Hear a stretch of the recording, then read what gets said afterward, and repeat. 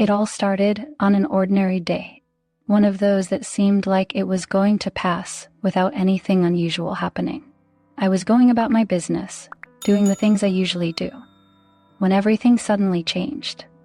I wasn't expecting anything out of the ordinary to occur. My routine was predictable, and I had grown accustomed to the comfort of the familiar. Little did I know, that was all about to shift. It happened quickly, as most significant events do.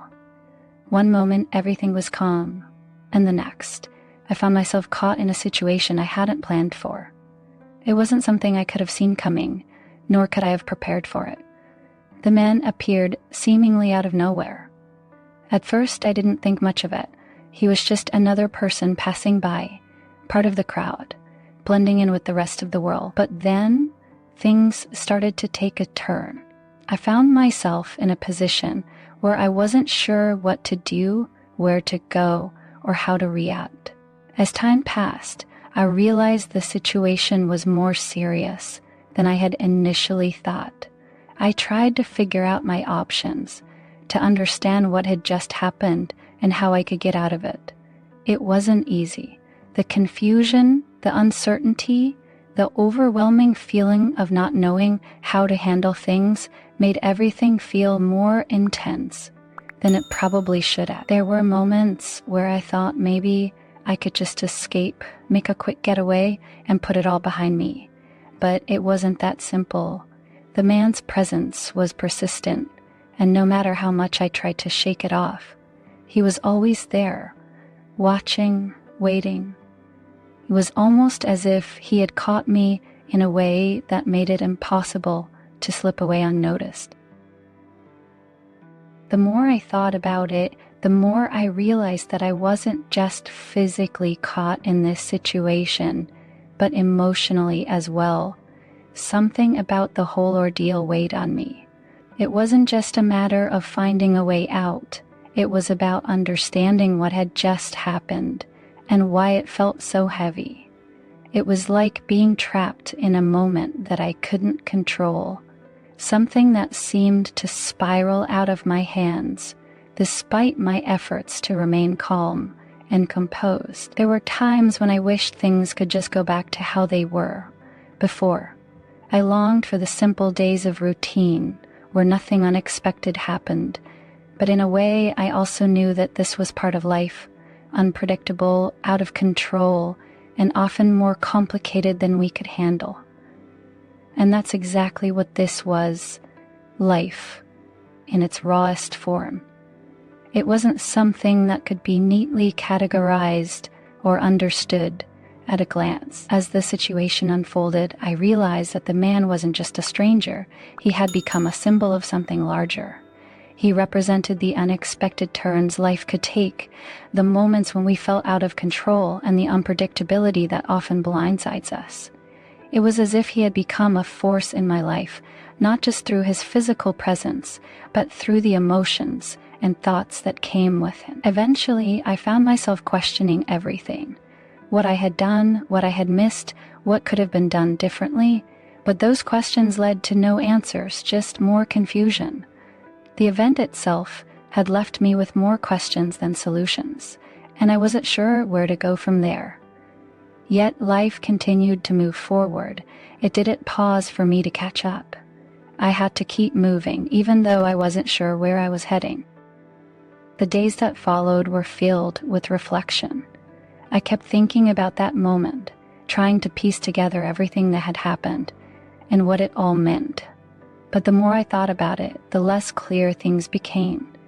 It was like trying to grasp water with your hands. No matter how hard you tried, it slipped away, leaving you with nothing but a feeling of emptiness. I didn't know how to explain it to anyone. How could I? It wasn't something that could be understood easily, not by others and not even by myself. But the man, in his own way, had left an imprint on my life. Whether it was for better or for worse, I couldn't yet tell. All I knew was that something had shifted and nothing would ever be quite the same again. Time, as it tends to do, passed by. The immediate shock wore off, but the memory lingered, constantly reminding me of that moment when I was caught. when my life was suddenly different in a way I didn't anticipate. The weight of the experience didn't disappear, but it became part of my story, a chapter I couldn't skip over. I began to wonder if this was just a part of life that everyone experiences at some point, the feeling of being caught off guard, the vulnerability that comes with having something unexpected thrust into your world. Maybe it wasn't about the man, but about what his appearance had represented. Maybe it wasn't about what happened, but about how I responded to it. And as I look back now, I realize that the experience, in its own strange way, taught me something. It wasn't a lesson I asked for, nor one I sought out, but it was one I needed. The moment had forced me to confront things I wasn't ready to face, things I had been avoiding. It made me realize that no matter how much we try to control our lives, there will always be moments that catch us by surprise, that change us in ways we never expected. And maybe, just maybe, that's okay.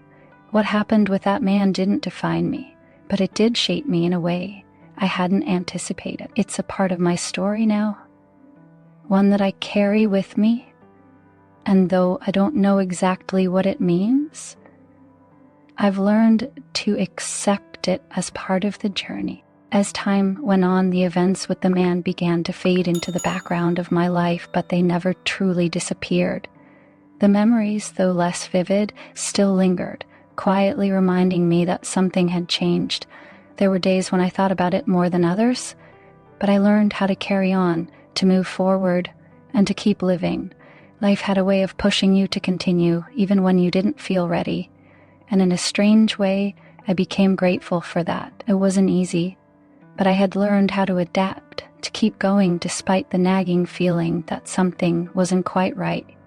The world around me continued to spin, and I kept up with its rhythm, though I wasn't always sure if I was in sync. Things felt different, almost as if the fabric of my life had been altered, stretched and pulled in ways I couldn't fully comprehend. The weight of what had happened still sat on my shoulders, but I didn't talk about it. Talking about it seemed impossible. It was hard to explain, and it felt like no one could really understand what I had gone through. So I kept it to myself, locked away in the quiet corners of my mind. But life has a way of catching up with you. You can't outrun your own thoughts forever. And soon enough, I began to feel the strain of keeping everything inside. It wasn't just the man I had to deal with. It was everything he represented. The uncertainty, the fear, the vulnerability. These feelings had seeped into my life, making everything feel less certain, less secure. There were nights when I lay awake, staring at the ceiling, wondering what had really happened, why it had happened, and what I was supposed to do about it. It was during one of those sleepless nights that I found myself thinking back to the day it all began.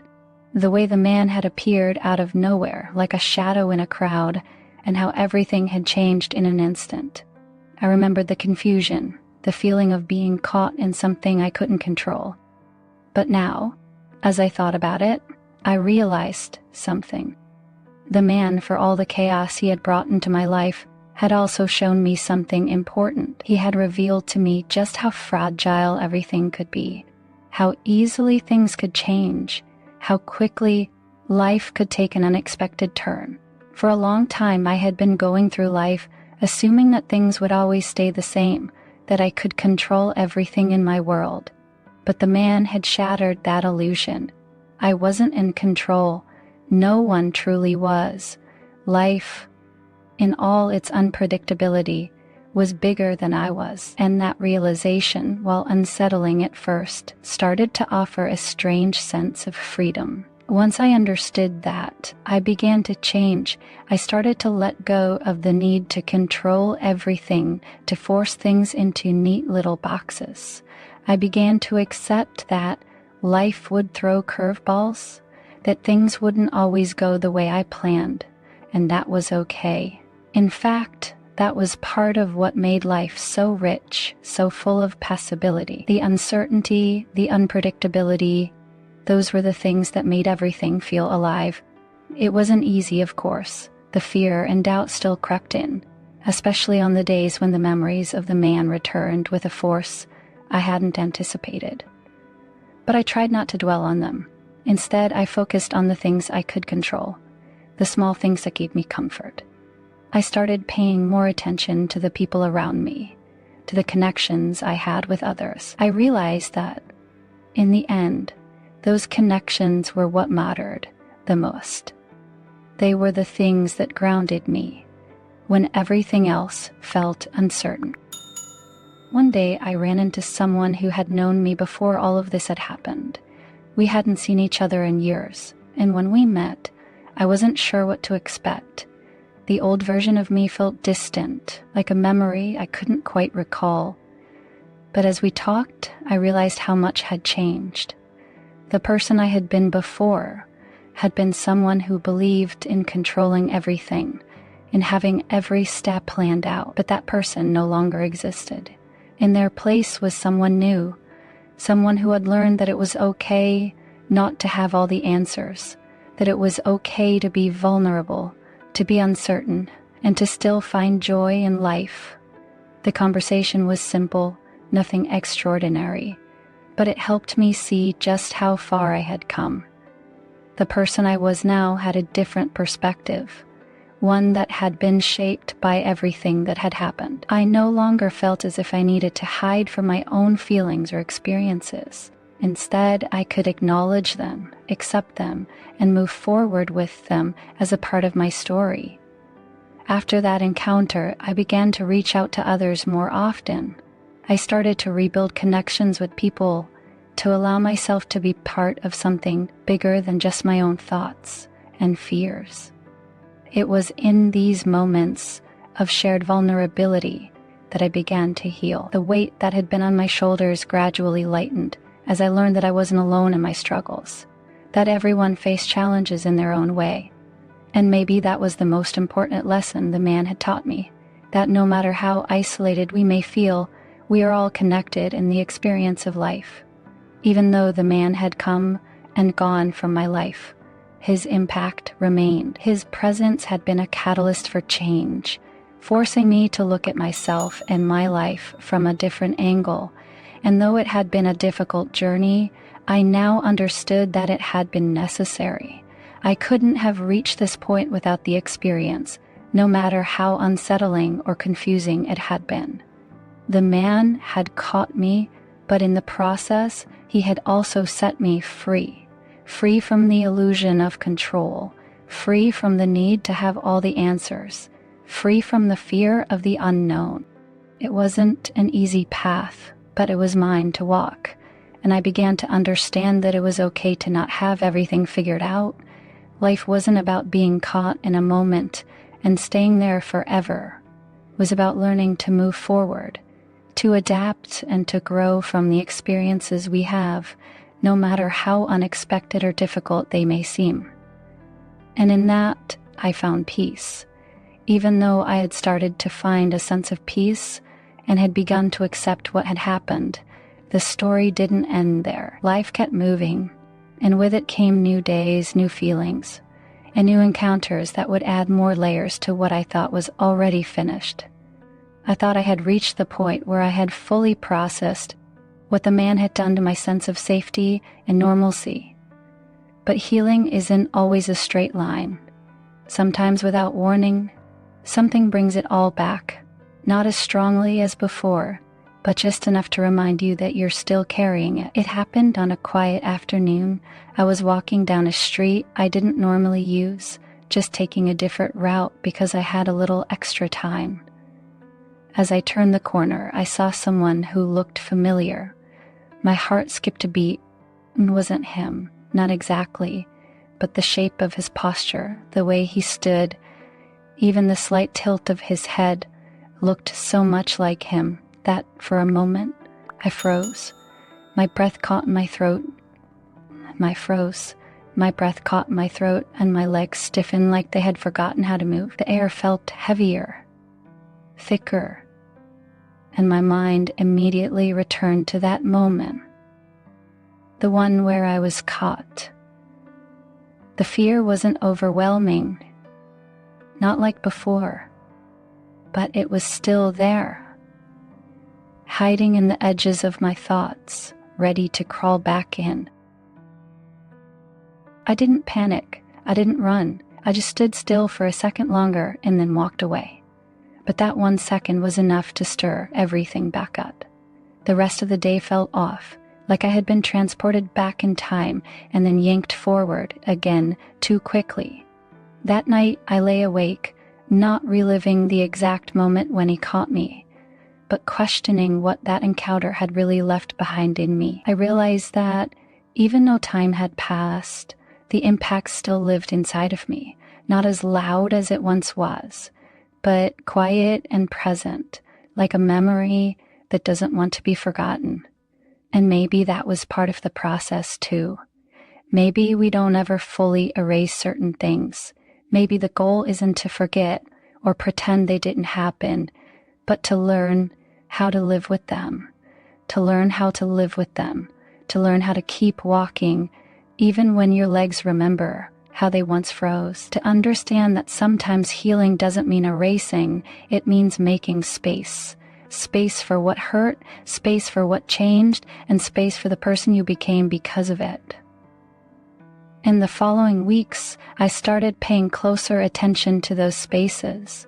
I started noticing when my body reacted before my mind did, how my shoulders tensed in certain situations, or how my stomach tightened when someone stood too close. These were things I used to ignore, but now I saw them as messages, signals from within that told me there were still pieces of the story left to be understood.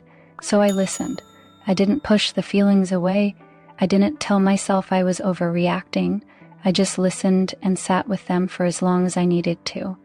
There were times when I thought about trying to find the man again, not out of revenge or fear, but out of some strange desire to understand. I wanted to ask him why, what he saw in me, what he was thinking, if he thought about it at all. But then I reminded myself that I didn't need answers from him. The closure I was looking for wasn't in his hands. It was in mine. What happened had already happened. Whatever he thought or didn't think couldn't change that. What I could change, what I could control, was how I moved forward from it. And that became the focus. Not the man, not the past, but the path I was creating now. It wasn't a perfect one. Some days I walked forward with ease, and other days I stumbled over invisible stones. Small triggers, strange memories, and questions that circled around in my head. But I kept walking, because that's what I had learned to do. The man had caught me, yes, but he hadn't held on forever. I had gotten free, even if it had taken longer than I wanted to admit. And with that freedom came strength, even when I didn't feel strong. Especially then, people around me started to notice the shift. They said I seemed quieter, more thoughtful, maybe even more distant sometimes. I didn't know how to explain it to them. How a single event could split your life into before and after. How you could laugh and talk and function, but still feel like something inside you had been rewritten. So I didn't try to explain, I just nodded and thanked them for noticing. I figured maybe that was enough. But what surprised me most was that the more time I gave myself, the more I realized I wasn't broken. I was changed, yes, but not destroyed. The experience had shaped me, it had marked me, but it hadn't ended me. In fact, it had forced me to become more aware, more patient, more in tune with what I needed. I learned how to trust my instincts more. I learned how to listen to silence and not be afraid of it. I learned that it was okay to be soft and scared and still be resilient. One evening, much later, I sat by myself, watching the sunset. It was quiet, the kind of quiet that doesn't feel empty but full. And I thought about everything, not just the moment I was caught, but everything that followed. The fear, the confusion, the long nights, the quiet mornings, the small wins, the return of joy in unexpected places. I realized that the story wasn't about the man anymore. It was about me. It had always been about me, how I survived, how I coped, how I continued. I didn't need to relive the moment again to understand it. I had already lived through it once, and that was enough. What mattered now was what I did with the life that stretched ahead of me. Uncertain, yes, but still mine. I didn't know what the future held, and maybe I never would. But I knew one thing for sure. No matter how lost or trapped I had felt in the past, I had made it here, and that on its own was something worth holding on to. The days that followed grew quieter, not in sound, but in weight. There was less resistance in my chest, less pressure behind my eyes.